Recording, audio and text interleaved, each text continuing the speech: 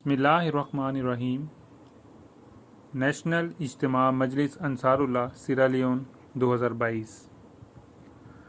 مکرم حافظ محمود احمد طاہر صاحب حافظ انچارج مجلس انصار اللہ سیرا لیون تحریر کرتے ہیں کہ اللہ تعالیٰ کے فضل و کرم سے مورخہ 3 تا 4 دسمبر 2022 مجلس انصار اللہ سیرا لیون کا نیشنل اجتماع بڑی کامیابی کے ساتھ منعقد ہوا۔ کووڈ کی وبا کے بعد مجلس انصار اللہ کا یہ دوسرا ملکی اجتماع تھا۔ اجتماع کی تیاری کے لیے اجتماع کمیٹی کا قیام عمل میں لایا گیا، جس نے کئی ماہ پہلے اجتماع کی تیاری کے لیے اجلاسات کا انعقاد شروع کر دیا۔ اجتماع کے لیے دارالحکومت فری ٹاؤن کی سب سے بڑی جامع مسجد احمدیہ بیت الصبوح کسی ڈاکیارڈ کا انتخاب کیا گیا۔ یاد رہے کہ یہ مسجد اپنی وسعت اور خوبصورتی کے لحاظ سے ایک مثال ہے اور احمدیوں کے علاوہ غیر احمدی بھائیوں کی ایک کثیر تعداد 5 وقتہ نمازوں اور نماز جمعہ میں شریک ہوتی ہے۔ اجتماع میں شرکت کرنے کے لیے دور دراز جگہوں سے جمعۃ المبارک سے انصار آنے شروع ہو گئے تھے اور جمعے کی رات تک ہر طرف خوب رونق تھی۔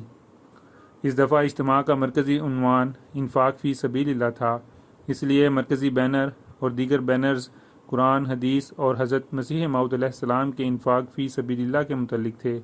اسی طرح انصار اللہ کا مفلر لا غالب الا اللہ کے رنگ کے ساتھ تیار کروایا گیا، جس کو اجتماع کے موقع پر نیشنل عاملہ کے ممبران اور دیگر انصار پہنے ہوئے تھے۔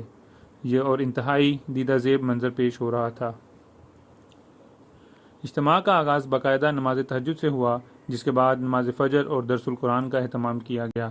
اس کے بعد صبح کی سیر کا پروگرام تھا، جس میں تمام انصار نے بڑے شوق سے حصہ لیا۔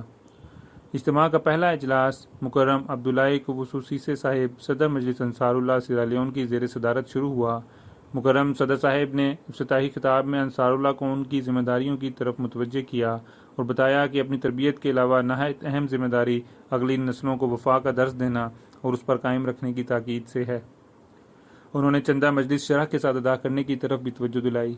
مولانا منیر حسین صاحب نائب صدر اول انصار اللہ نے بھی انصار اللہ کو خلفاء کے ارشادات کی روشنی میں ان کی ذمہ داریوں کی طرف توجہ دلائی۔ ان کی تقریر کے بعد علمی مقابلہ جات کا آغاز ہوا، جو کافی دیر تک جاری رہے۔ انصار نے ان مقابلوں میں بھرپور حصہ لیا۔ ان مقابلہ جات میں تلاوت قرآن کریم، حفظ القرآن، خطبات امام، قصیدہ، تقریر، پیغام رسانی اور انصار اللہ کا عہد شامل تھے۔ اجتماع کا دوسرا اجلاس بعد از نماز عصر مولانا سعید الرحمان صاحب مبلغ انچارج و نائب امیر اول کی زیر صدارت ہوا۔ مبلغ انچارج صاحب نے اپنے خطاب میں انصار اللہ کو مختلف تربیتی ذمہ داریوں کی طرف توجہ دلائی۔ انہوں نے سیرا لیون میں احمدیت کی تاریخ سے انتہائی ایمان افروز واقعات بیان کیے اور آئندہ نسلوں کی اصلاح کی طرف توجہ دلائی۔ اجتماع کے دوسرے دن ورزشی مقابلہ جات بھی ہوئے اور انصار نے بڑی دلچسپی سے ان مقابلوں کو دیکھا اور حصہ بھی لیا۔ نماز مغرب و عشاء کی ادائیگی کے بعد سوال و جواب کا سیشن ہوا۔ مولانا سید الحسن شاہ صاحب مربی سلسلہ نے سوالات کے جوابات دیے۔ انصار کی دلچسپی کی وجہ سے یہ پروگرام کافی لمبا چلا۔ دوسرے دن کا آغاز بھی تہجد باجماعت سے ہوا، جس کے بعد درس القرآن کا اہتمام کیا گیا۔ اس کے بعد اجتماعی ورزشی مقابلہ جات اور صبح کی سیر کروائی گئی۔ اس کے بعد سیر کے متعلق محسوسات پر مضمون نویسی کا مقابلہ بھی کروایا گیا۔ آج کے دن انصار اللہ کی مجلس شورا کا انعقاد بھی کیا گیا۔ نمائندگان نے حضور انور کی طرف سے منظور شدہ تجاویز پر اپنے خیالات کا اظہار کیا۔ ایک سب کمیٹی تربیتی امور کے لیے بنائی گئی، جبکہ دوسری سب کمیٹی بجٹ تجاویز کے لیے تھی۔ نماز ظہر و عصر کے بعد اجتماع کا اختتامی اجلاس مکرم موسیٰ میوہ صاحب امیر جماعت احمدیہ سیرا لیون کی زیر صدارت ہوا۔ مکرم امیر صاحب نے علمی و ورزشی مقابلہ جات میں پوزیشنز لینے والے انصار میں انعامات تقسیم کیے اور اختتامی خطاب بھی فرمایا۔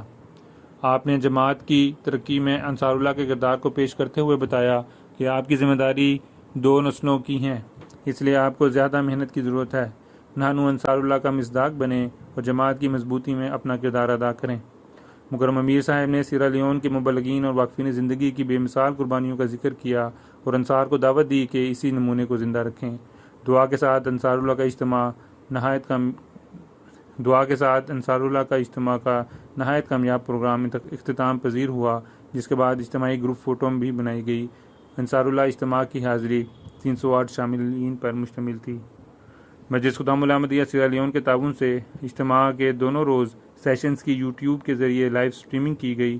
اندرون و بیرون ملک سے متعدد افراد نے اس کارروائی کو سنا اور دیکھا۔